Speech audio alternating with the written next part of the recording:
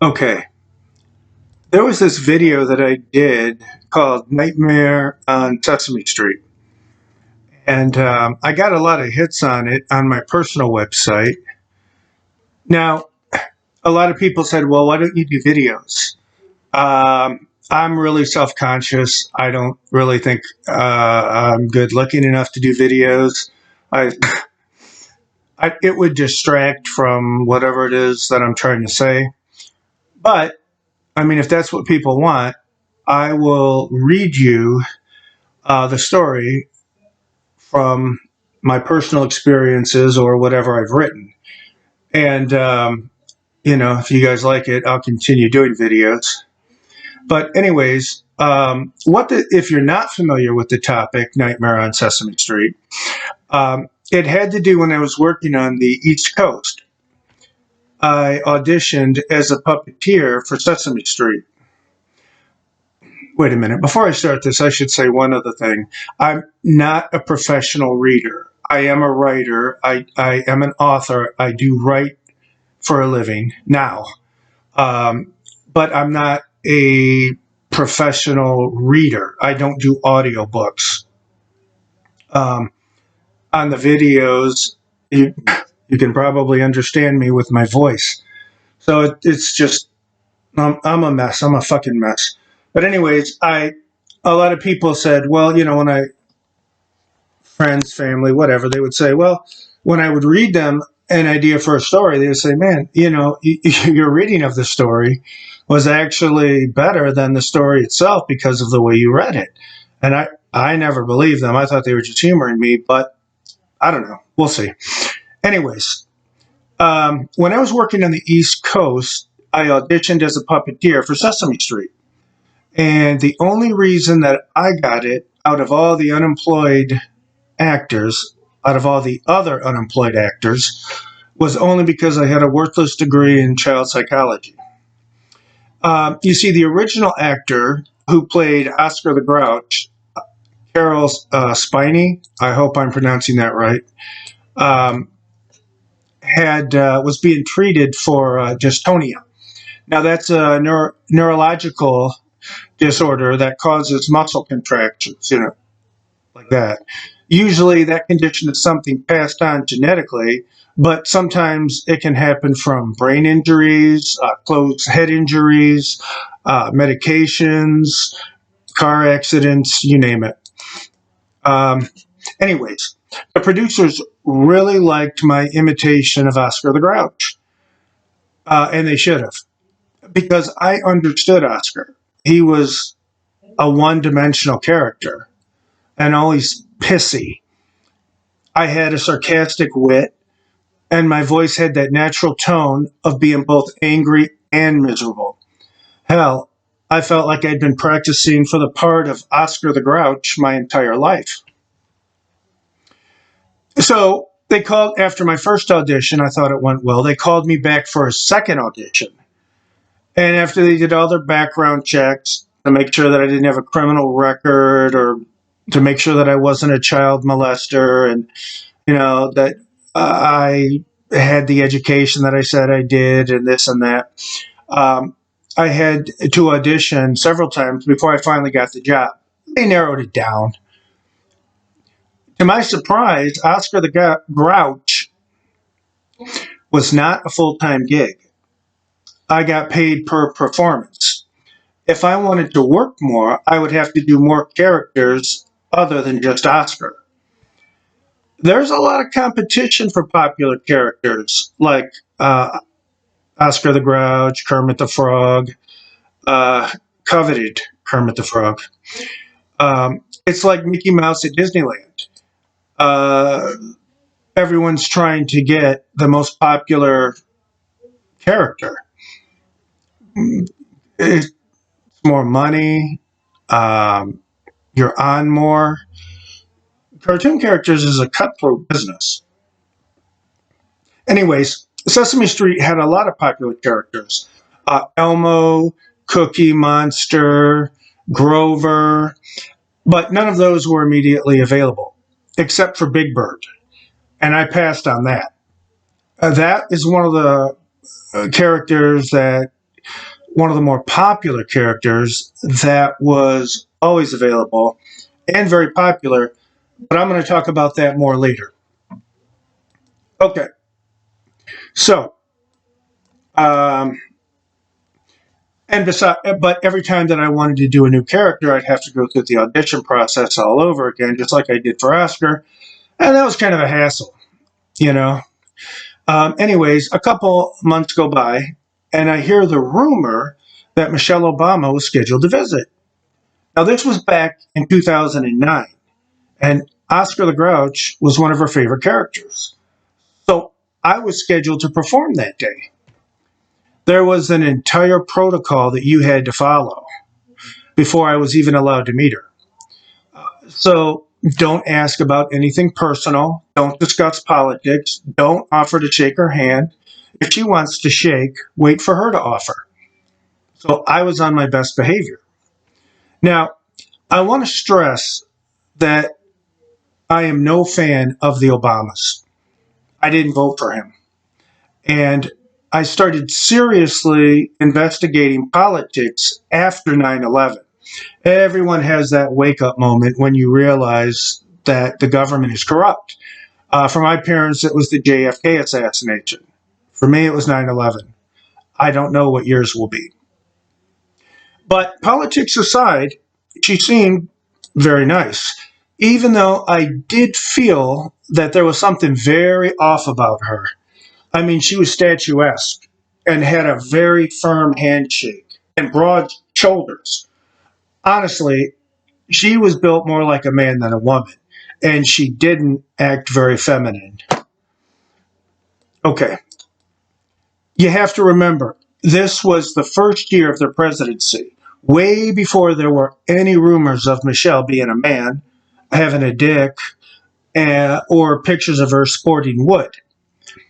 When Michelle Obama visited the set of Sesame Street, she was supposed to record a public service announcement, PSA, about the value of exercise to Oscar the Grouch and Big Bird.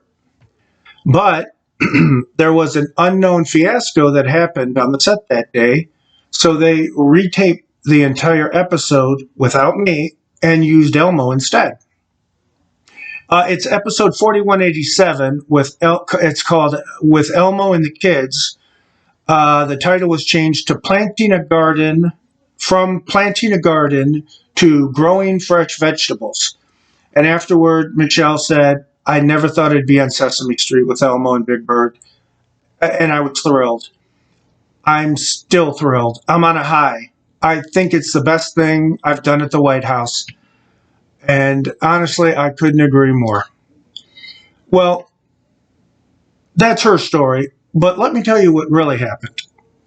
I guess Michelle Obama was so thrilled to be there that she didn't realize that she had become unintentionally aroused, and there was a large bulge that protruded from the front of her skirt. Nobody wanted to say anything because they were horrified. But there were children there, so one of the producers came running over with his clipboard and whispered in her ear, you know, he even tried to cover the bulge in the front of her skirt, which was very sheer. Some of the children became confused, got scared. Others tried to run away, started crying. Michelle tried to hide it, but it was too late. The damage was done. With few exceptions, there are different sizes of the characters. Some are smaller and can be operated handheld. Others are larger and more sophisticated, emphasize facial expressions. My Oscar was big enough for me to work from the inside the trash can. So I had to wait for my cue and pop out the top. Well, I had the lid slightly ajar waiting for my cue. And I saw the entire thing happen just before I took my mark. I was supposed to appear with Michelle next to Big Bird, who is another very popular character on Sesame Street. Now, Big Bird is really unique. At over 8 foot tall, this extremely large, bright yellow, anthropomorphic canary has the ability to sing, dance, skate, swim, write music, play guitar, drive a car, parallel park, and even land the moon shuttle. The Big Bird performer is completely enclosed within the costume. So he couldn't see what was going on. And when he heard the commotion, so he couldn't see what was going on when he heard the commotion. And when you try to move in the costume, even the simplest movements are slow and complicated. It takes 3 people to move an arm. Big Bird's suit weighs 10 pounds, and his head, yeah, Big Bird's bodysuit weighs over 40 pounds, and his head weighs 4 just by itself.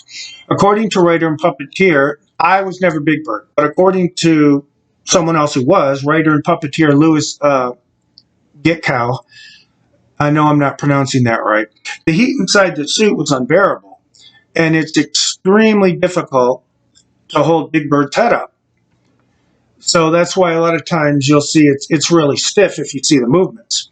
Well, also, I just want to note, when there are no children in the same scene, they use a second Big Bird that has an open back, and the actor inside only wears shorts. Now, there are several actors who played Big Bird, but the actor who played him that day, unbeknownst to me and the rest of the crew, had both psychological issues like depression and anxiety, and who doesn't?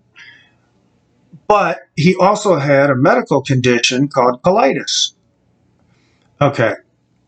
If you don't know what colitis is, Google it, please. All right. Anyways, when the kids started freaking out over Michel Tardon, the actor inside Big Bird panicked and he shit himself. And when I saw what was going on, I was less shocked and more angry. I mean, because I knew how fucked up the political arena was. I mean, if you really think about it, how could Obama, some unaccomplished community organizer that no one even heard of before, whose very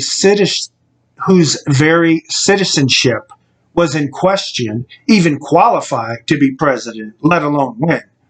I mean, the whole thing was just ridiculous. So when I saw something like that,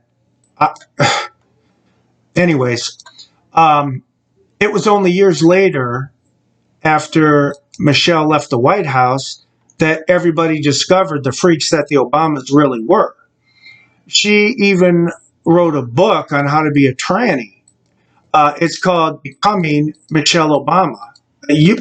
I actually have pictures underneath this in the description. You can see it for yourself.